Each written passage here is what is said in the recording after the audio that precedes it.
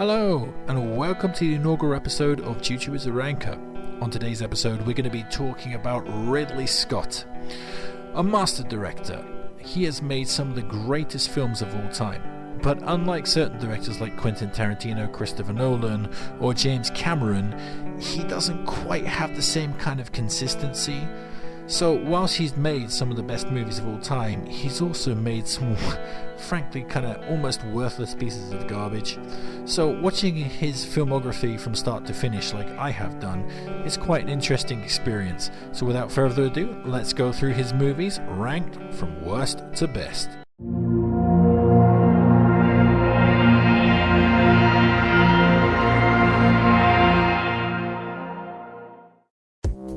Ridley Scott, you did a bad thing. So, I really hate The Counselor. In fact, I think it's the only film on this list that I really, truly despise. The characters in it talk in nothing but endless existential monologues. And Michael Fassbender is like the facilitator of that. You know, someone will say like, my life is a star in a Thagebirket in the middle of the desert. You know, Michael Fassbender, instead of saying, okay mate, you do you, is like, oh, that's intriguing, please tell me more. It's like, no, please don't ask him to tell you more, for the love of God. Telling him to shut his mouth and never speak in public again. It's crazy to have a movie where you just don't want the characters to speak, like ever, at all. And the minute-to-minute stuff is pretty bad too, because there's some kind of deal happening and there's financial investment from characters, and you know they're expecting some kind of financial payoff, but the details behind that are never like actually told to you. So I was confused a lot of the time to, you know, exactly what was going on. And the film is just really dark and mean-spirited, and I know that's the point of the film, but you really need like better construction and better emotional connection, and definitely a lot better dialogue and characters. So yeah, this just doesn't work at all on any level, and is a complete waste of time and monstrous waste of talent.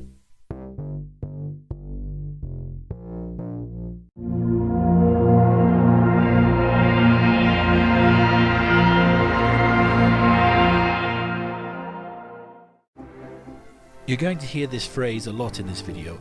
Legend is visually stunning. Like every frame is a painting.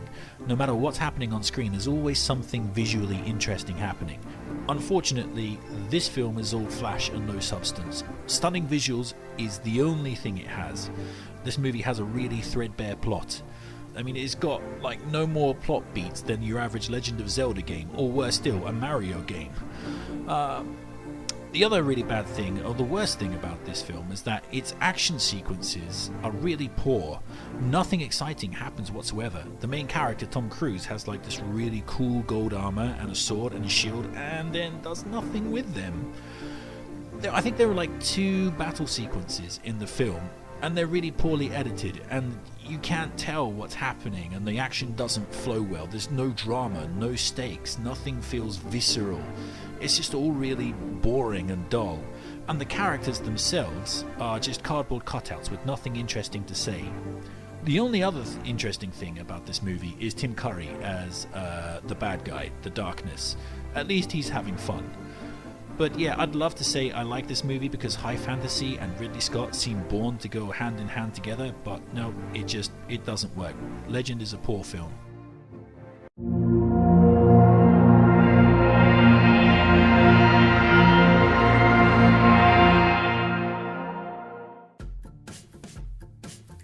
All the Money in the World is okay. It's alright, it's fine. It has a really good performance from Christopher Plummer.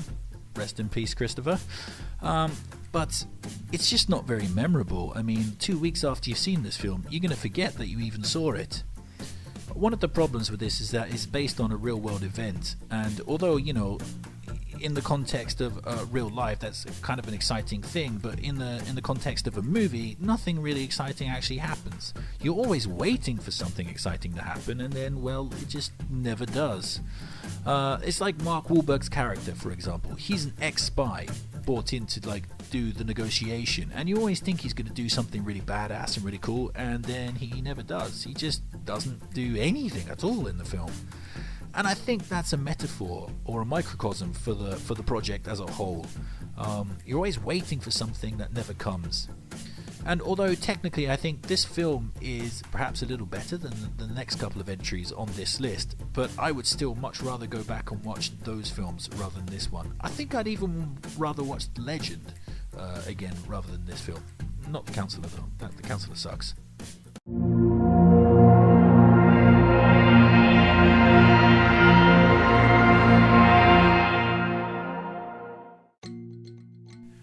Again, Exodus of Gods and Kings is visually stunning. You can't really fault Ridley Scott for his eye for visuals in this film.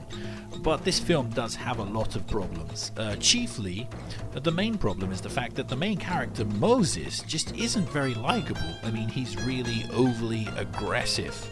And just no fun, has no sense of humor whatsoever, and no levity in his soul.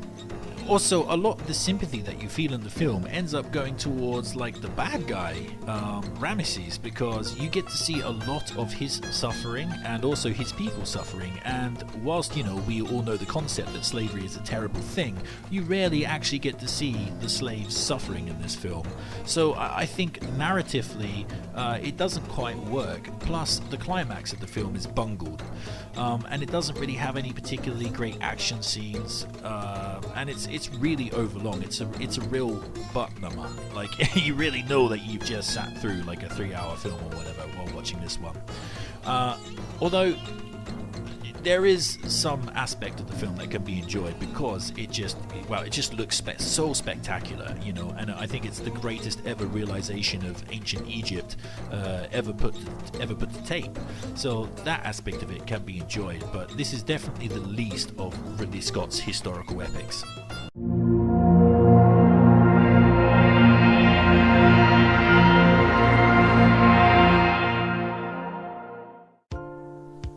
A Good Year is a weird one. On one hand, the film is actually quite charming. It's light and breezy, has some beautiful visuals, and some of the character stuff works really well. And the romance is actually pretty well done too. But when Ridley Scott actually goes out to take a proper stab at comedy to actually be funny, it's spectacularly unfunny, and there are some scenes that are just really cringy, like the scene where the car is going round and round and round and roundabout. It feels like a misused Benny Hill sketch or something. And also, Russell Crowe's character is one of those comedy characters that's always talking to himself, like all the time when nobody's there, and a lot of what he says is, again, it's just really cringy. But ultimately, I feel this film does have some charm.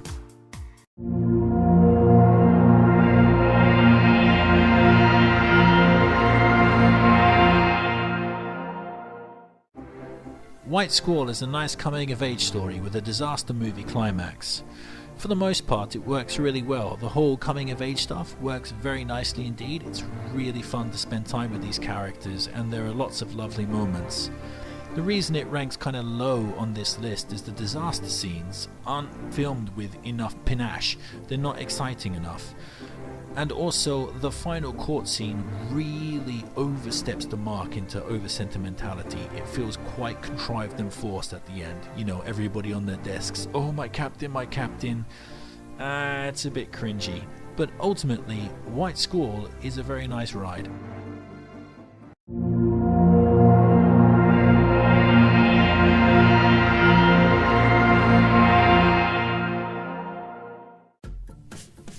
There's a lot to really enjoy about Ridley Scott's Robin Hood.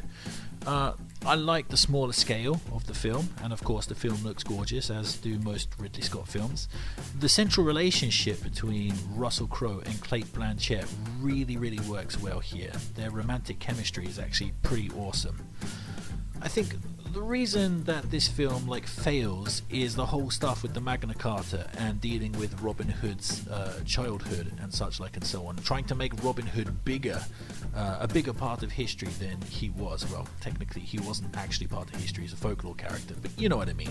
That whole Darth Vader thing of trying to make a character bigger than they actually were.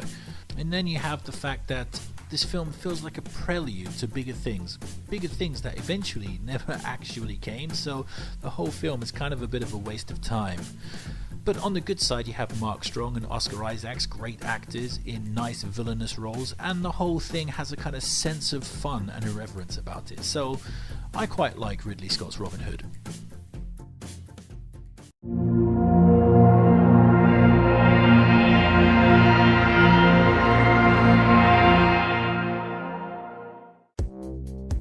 Visually the least impressive of Ridley Scott's films, Matchstick Men nevertheless has a really great central performance by Nicolas Cage. He's excellent here, and this role was tailor-made for him. But ultimately this film isn't particularly memorable. I think it's just too small scale to really stand out. The con isn't particularly inventive and is very predictable. On an emotional level, there's some really good stuff between Nicolas Cage and his daughter, but I do think to really be, as impactful as it could, this film really needed more of the cathartic flourish than what is actually attained at the end. Overall, this is a nice once watcher, but it doesn't really have legs in my opinion.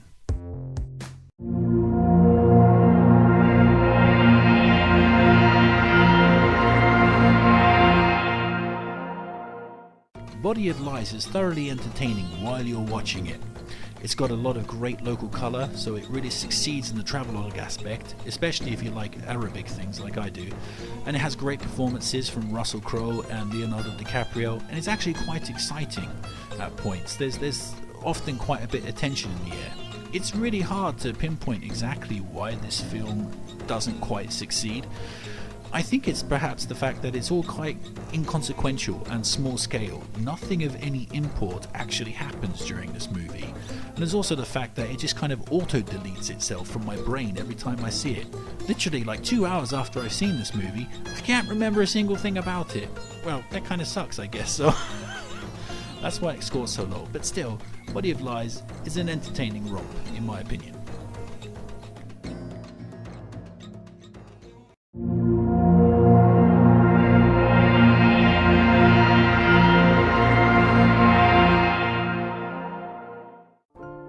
I was completely unaware of the existence of someone to watch over me before I started making this list. To be honest, I didn't really expect much from this movie, but actually was really pleasantly surprised because Someone to Watch Over Me is pretty good. Ridley Scott brings a lot of his visual flair to the film. The best thing about the film is the characters. The characters are really well drawn and quite realistic. The main character, for example, is a bit of an idiot, but he's supposed to be a bit of an idiot due to the plot line where he's new to his job and he's too young to have this job but has been promoted fast and doesn't really know what he's doing and ends up getting himself into like a world of shit on an emotional level. Lorraine Bracco, who plays the main character's wife, is also really great in this movie, and you can see that from this movie, off the back of this one, she probably got her role in Goodfellas because of this movie. It's a pretty great performance. And the whole sort of police aspect where the main character is assigned to be a bodyguard to a witness to a murder, that's pretty exciting, and although it doesn't particularly go places that you wouldn't expect within the police aspect, it does go to places you wouldn't expect on an emotional level, and yeah, it turns out to be quite an interesting kitchen sink drama, so this one comes recommended. This is a good movie.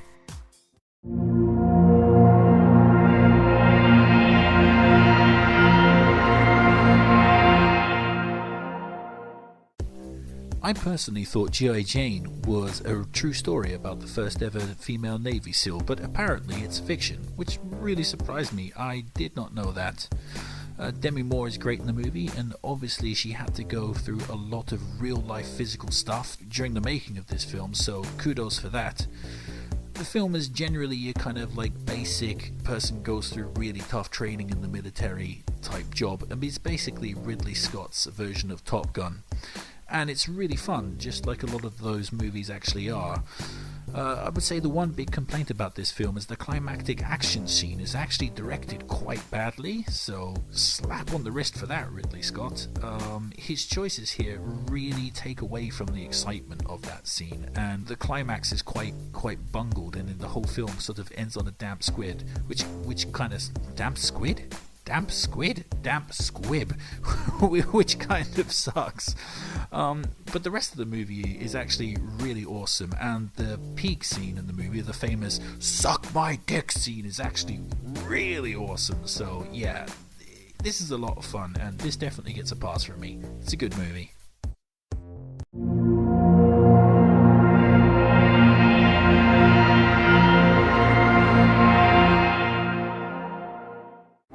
The Duelist is a pretty great debut from Ridley Scott, although it suffers from that kind of obviously overdubbed aspect that older films tend to have. It nevertheless is full of great performances. The film is full of great sword fights, which is really surprising because Ridley Scott has made a lot of historical epics in his time, and none of them have the same level of sword fighting as this one. Ridley Scott's obviously still learning his craft during this movie, but a lot of the shots are absolutely wonderful. There's this one shot where a guy is standing on the top of a rise and he's overlooking the land, and the way that the sun reflects off all the lakes and stuff, it's just a gorgeous piece of cinema that made me completely wowed in my seat. The period detailing and the final battle sequence are also really awesome, and the whole thing wraps up in a fantastic historical package and a fantastic debut for Ridley Scott. Excellent movie.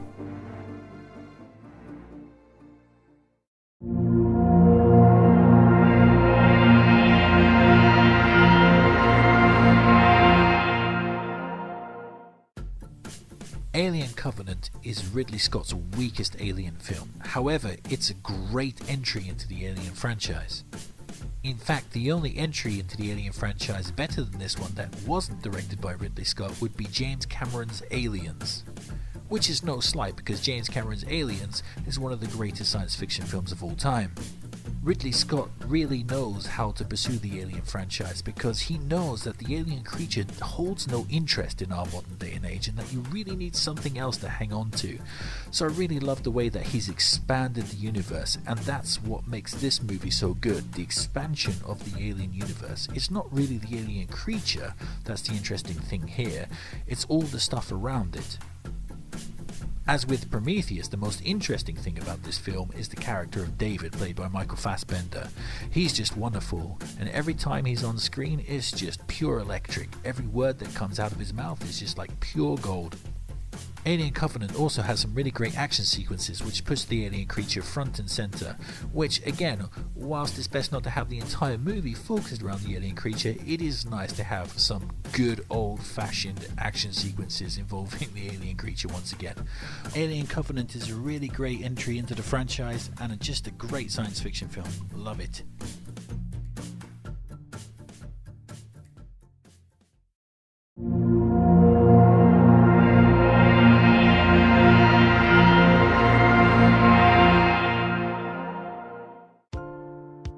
Denzel Washington is one of the greatest actors of all time, and Russell Crowe, his opposite, is no slouch either, and together they're starring in a gangster movie directed by Ridley Scott. Well, what do you expect would happen? It's great! But it's not just the two leads, there are a lot of great subsidiary performances, especially by Josh Brolin. The film is slight and breezy, but has a lot of depth too. It has a lot of really cool gangster murders and also some really badass police moments, and also has really great soundtrack and just a general fantastic flow, and it's just fun start to finish. So this comes highly recommended. If you haven't seen it, go see it. American Gangster is just a really fun time, top to bottom. Highly recommended.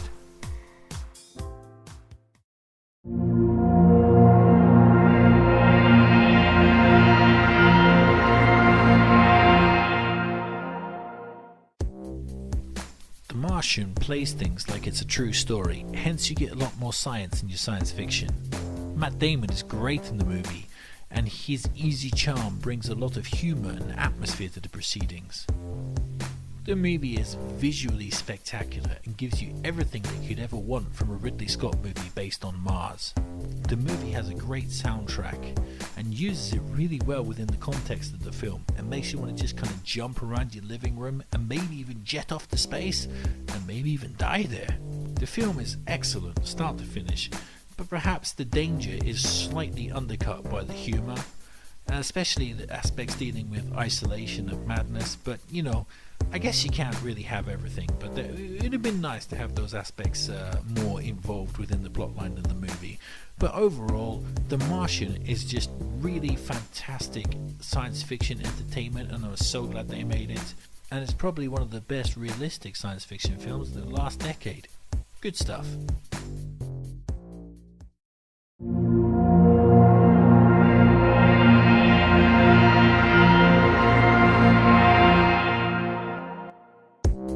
Black Rain is a great addition to Ridley Scott's filmography. He has that great neo-noir style that he used for Blade Runner.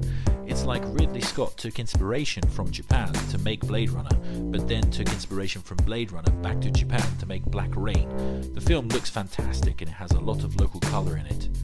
Michael Douglas gives a really fantastic ultra-macho performance in the movie, which is absolutely hilarious. It's pretty much anything and everything you could want from a 1980s action movie.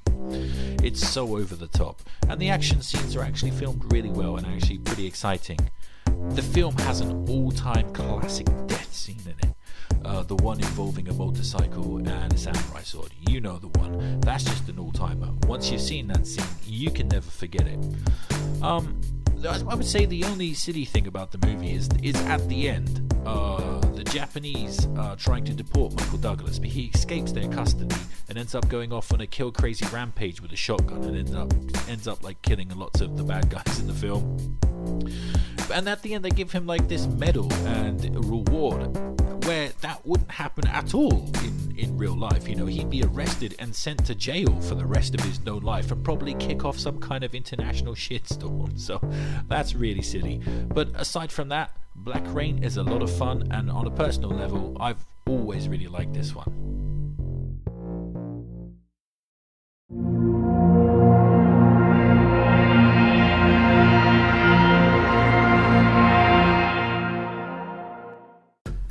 Thelma and Louise is a pretty great movie concerning two women who kill an attempted rapist and then haul ass with the police in hot pursuit trying to get to the Mexican border before they're caught.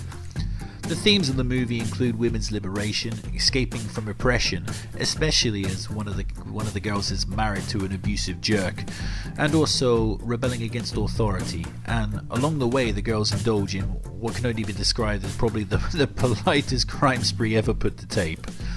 The movie's really light and breezy and a lot of fun despite some of its darker themes, and the runtime just absolutely screams by. A kind of weak point of this film though is its visual style. Usually Ridley Scott films are very visually alluring and interesting, but this one actually feels like it was made for TV. It's very plain and to the point. Also, that kind of like middle America, kind of dusty roads, 90s bar, mullet-wearing trailer trash visual style. I'm sorry about my euphemisms there, I'm just not exactly sure. I'm sorry if I caused offense, but I'm not from America, I don't exactly know how to describe that. But yeah, that's not a very appealing visual style for me.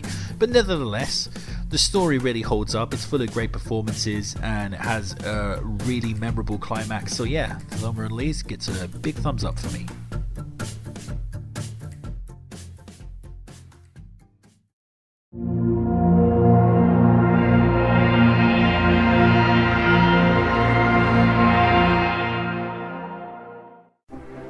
This is a bit of a controversial one because Hannibal is not really seen by critics in great regard. However, on a personal level, I just really love this film.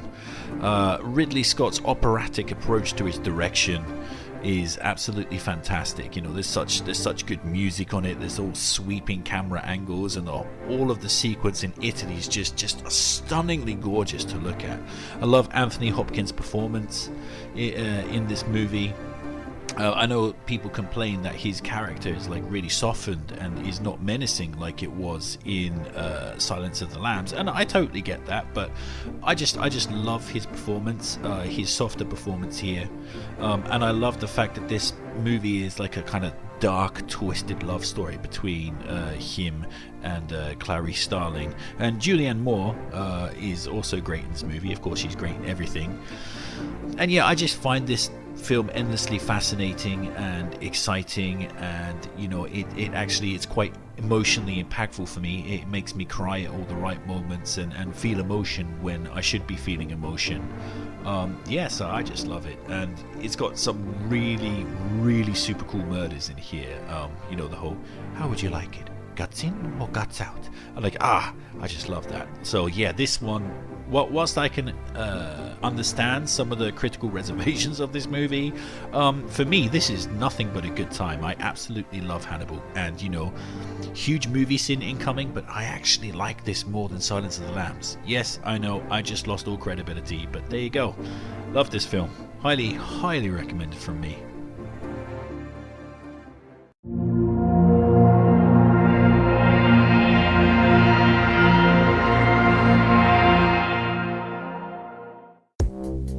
Prometheus is an absolutely fantastic return from Ridley Scott to the Alien franchise. The best thing about this movie is that he doesn't concentrate on the alien creature. In fact, bar one scene at the end, there aren't any aliens in this thing. It instead concentrates on the origins of the space jockey, which was something that Ridley Scott's been passionate about and had been working on for a long time. The science fiction world he creates here is absolutely magnificent. The visuals are just off the chain. They're just absolutely gorgeous. Some of the greatest science fiction visuals ever put to tape. And it's kind of really high-minded, scientific exploration of where we came from and aspects of religion and stuff. And it's just really well done. And I'm so glad that Ridley Scott is making these type of movies, because, this type of filmmaking seems to have been forgotten, in this day and age. Everything's like your average kind of wham bam explosion, thank you man blockbuster. So yeah, Ridley Scott's doing an excellent job here. Michael Fassbender, as I already mentioned back in Alien Covenant, is an absolute revelation here. His turn as David is just chef's kiss for that character. He is by far and away my favorite ever Alien franchise character, and that includes Ripley from the original films.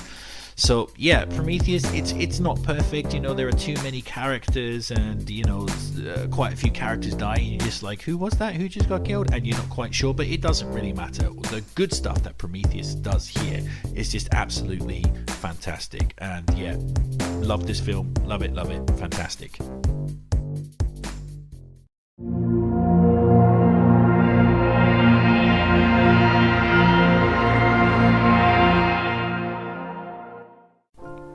Okay, so this one is a complete mystery to me, because 1492 isn't critically respected and actually has quite a bad reputation, and I have no clue as to why.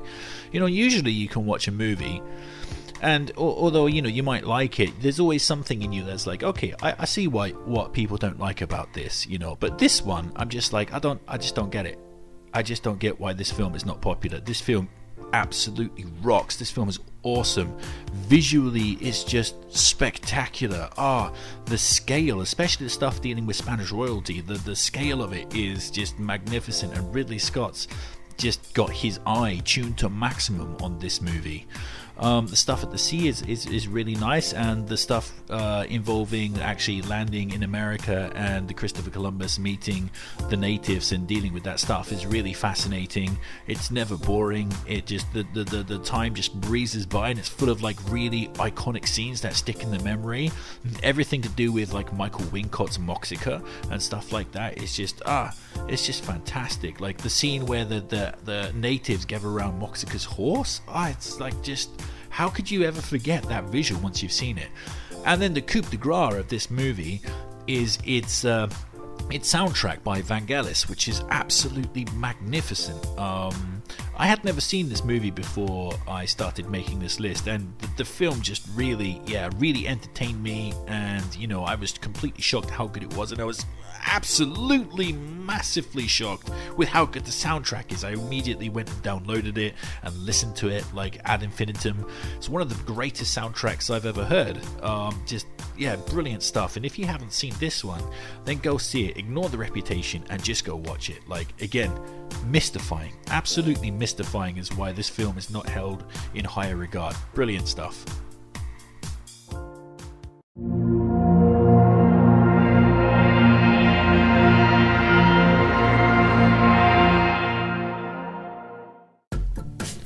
Black Hawk Down is one of the most intense war films ever made. It focuses on a single battle that takes place overnight, and it also is a true story. There's a lot to keep track of in this movie. There are many moving parts, many different strategies, lots of different characters, all in different locations with different tasks. And I think it's a credit to Ridley Scott that he managed to handle the whole thing deftly enough so you're not really confused about what's going on.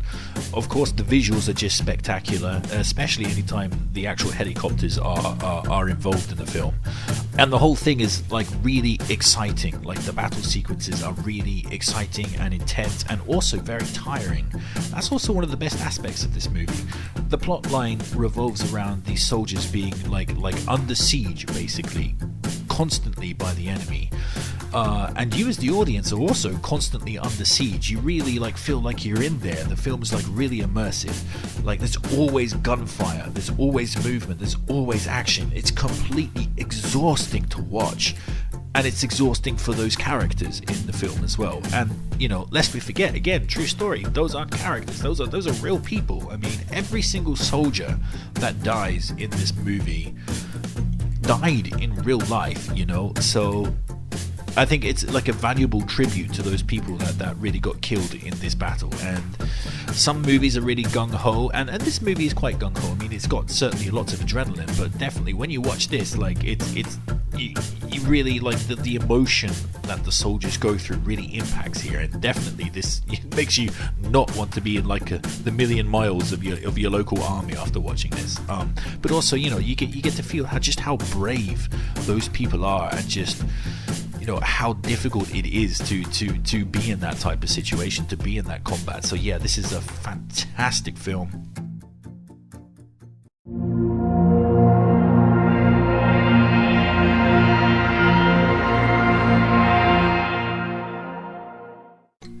Kingdom of Heaven gets quite a bad rap with the critics, but crucially, it gets a bad rap because the theatrical version of the film was just cut to shit, just cut to ribbons by the studio, who thought it was just too long, and they thought that people wouldn't sit there for 3 hours to watch a historical epic. I mean, hello, historical epic, if it's not 3 hours, you're not doing your job right. But yeah, the original theatrical version of this doesn't really make much sense, and many of the really important scenes are actually removed from it. And in fact, the emotional core is just totally full cell ripped out from the theatrical version. So basically, the theatrical version is a bad film, and if I was judging the theatrical version, it would be way down the list. However, the director's cut is just one of the best films of all time, in my opinion. I absolutely love it. It has a depth which most films can't even get close to. There's just fantastic performances, unbelievably epic scale visuals. It's just one of the most visually stunning movies ever put to tape. It was actually the first Blu-ray I ever owned, actually, and I remember watching the movie for the first time, and just my jaw just hit the floor. I was just stunned into silence by this film. Just gorgeous to look at, full of incredible scenes, just unforgettable moments, and and also just really emotional moments. The whole sequence with the King of Jerusalem's funeral, and also the whole stuff with the child, which again cut out of the theatrical version. The whole stuff with the Queen's son, it was cut out the theatrical version. I mean, what are they thinking? Even the climactic fight between Guy de Lucien and the main character, I'm just going to call him Orlando Bloom. That was also cut out of the theatrical release. It just doesn't make any sense. So yeah, this director's cut is just absolutely brilliant, just beyond the belief, and also, in my opinion, probably the greatest director's cut ever. It adds so much to the film. From a pretty crappy film to an absolute masterpiece. If you haven't seen the director's cut of Kingdom of Heaven, you're missing out. Go watch it. It's an absolutely phenomenally brilliant film, start to finish. Love it.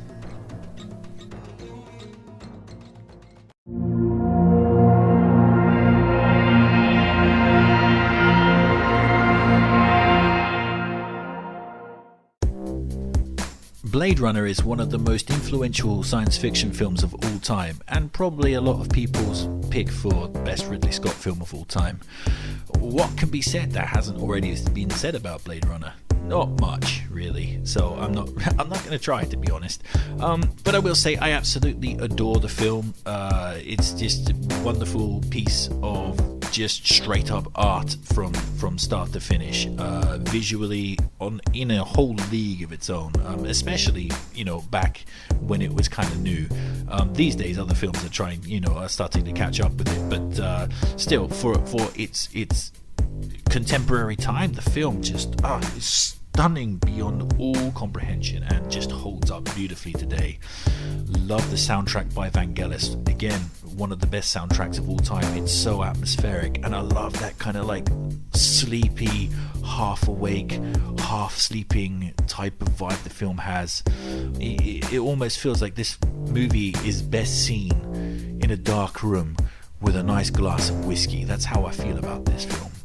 Obviously, it's got the whole thing with the hero in the film, Deckard, not really being the hero, and you feel so much sympathy for the villains of the film, if they are villains in quotes, and it's just such an interesting plot device, and was not really done very much when this film was new. Obviously, the original version that went to the cinema was not quite as good as the version that I'm thinking of now, which is the final cut, Ridley Scott's final cut. I mean, I saw the director's cut back when it was released in the 90s, but I don't think I ever actually saw the original version of the film, and I'm glad of that, because I've seen like outtakes of that old voiceover thing, and the happy end of the film. It looks crap. I'm not gonna lie, it looks bad. But yet the final cut of the movie is absolutely just a masterpiece, and other things that he did to the film, like slimming down the obvious stunt guy that's smashing through the windows in that iconic scene, those are all good additions. So I feel Ridley Scott's tinkering here has really added a lot to the film. So yeah, just fantastic. And of course, that final speech by Gahaya, if that's how you pronounce his name. I'm never sure how to pronounce that guy's name, but he's a genius, whatever. And Hitcher was a good film too. But anyway, his speech at the end of this movie is just one of the most iconic sound bites ever in the history of cinema. Everybody knows every line of it. Just fantastic stuff. Blade Runner, just what can you say? It's a masterpiece. It's a masterpiece.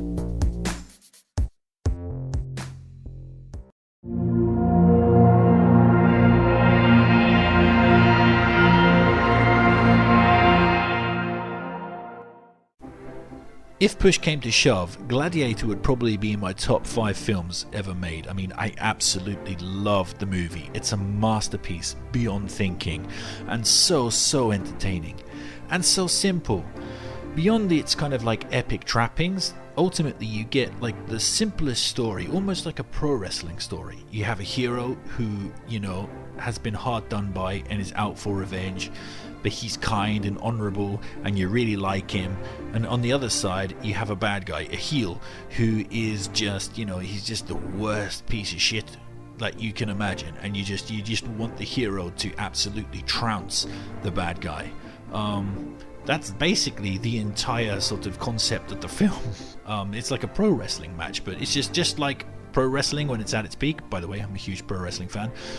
It can be really entertaining, and here in Gladiator it's just the most entertaining, and I love everything about this film. Of course, I love the visuals in the film. It's stunningly beautiful. The music is absolutely fantastic. The battle scenes are full of adrenaline, and they're really well directed and exciting and easy to follow. It has one of the greatest end fights of all time in the Colosseum, with when Maximus fights Commodus one-on-one with all those rose petals coming down. Unforgettable. I love the way that when Commodus dies, spoiler alert, bad guy dies in this, like you just hear nothing but the sound of Maximus just like shoving that knife into Commodus's throat, like, and you just hear Commodus like basically choking to death on his own blood. It's so cool. It's so cool. And the entire movie is really, really cool. Fantastic performances across the board. Russell Crowe has rarely been better than here, and Joaquin Phoenix just absolutely chews the scenery in this film. He is one of the greatest bad guys of all time. Yeah, so as you can probably hear, I just love Gladiator. I don't have a single bad word to say about this film. It's a masterpiece. I absolutely adore it. I've seen it many times. I will see it many times again. If you, for some reason, for some mad reason, have not seen Gladiator, drop what you are doing immediately and go watch it. It's fantastic.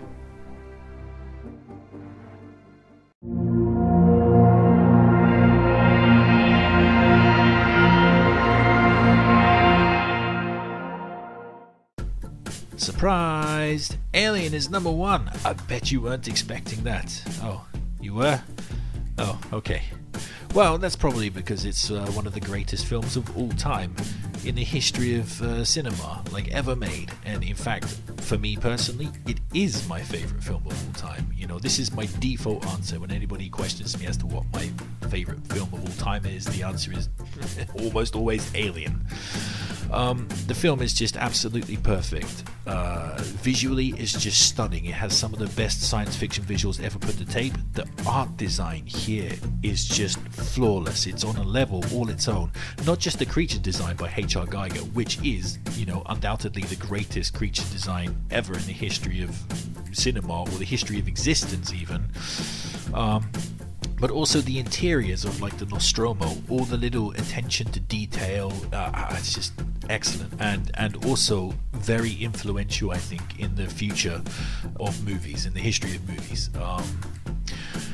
Ridley Scott really pulled a great trick in this movie by casting it exactly perfectly. He only had 7 spaces to fill on the cast, and he filled them all with really respected, excellent actors. People like John Hurt and Ian Holm, Harry Dean Stanton, Yaphet Kotto. These are all like really great actors of their contemporary time, and they all bring a weight to ostensibly what is a B movie and what could, in lesser hands, have been a complete disaster. I mean, let's face it.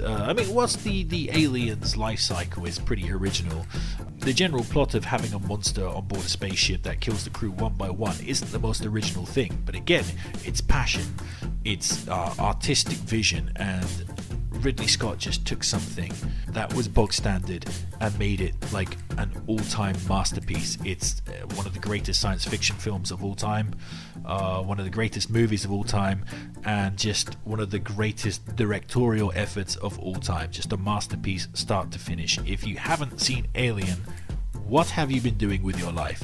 Go watch it like immediately. And if you have seen Alien, then, you know, I'm sure you agree with me that it is a masterpiece. But it might not be your number 1. And if it's not your number 1, please tell me what is your number 1 Ridley Scott movie down in the comment section, because we have finally come to the end of this video. It's been a long run. I hope you've enjoyed this list. Hopefully this will turn into a new sort of series for me. Please excuse some of the audio, especially somewhere in the middle of the video. My microphone broke and I had to go get a new one. That's why the audio is much better at the end than it was in the middle. Hopefully I will catch you a little bit down the road on Chuchu as a Ranker. Take care of yourself, and you know, as they say, or as I'm going to say, just keep on ranking.